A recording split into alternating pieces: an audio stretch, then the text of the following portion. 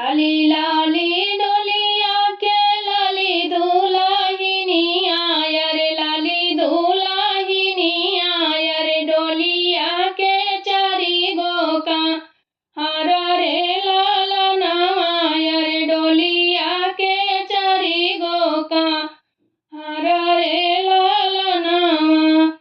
मैं तो से पूछी ले लाली दुल्हनिया रे लाली दुल्हनिया रे कौन हम पापा तो हर रे लालनवा रे कौन हम पापा तो हर रे लालनवा। बीच माड़ुआ में दीह कन्यादानवा रे दीह कन्यादानवा रे उह हम पापा मर रे लालनवा रे उह हम पापा मर रे लालनवा। लाली लाली डोलिया के लाली दुल्हनिया रे लाली दुल्हनिया रे डोलिया के चारी गो कहाँ रे लालनवा अरे डोलिया के चारी गो कहाँ रे लालनवा।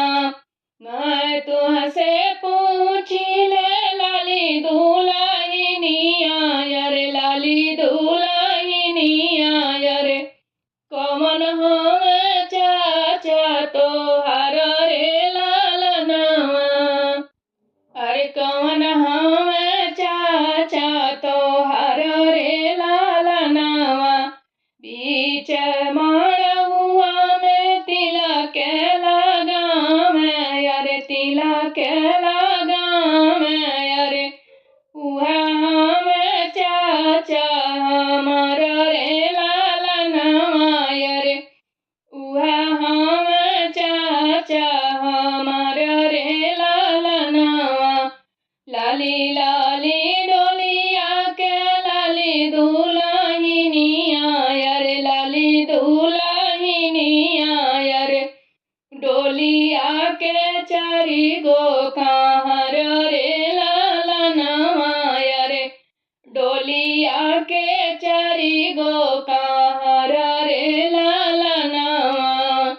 मैं तुझसे पूछी ले लाली दुल्हनिया रे लाली दुल्हनिया अरे कौन हम भैया तो हर रे लालनवा रे कौन हम भैया तो हर रे लालनवा।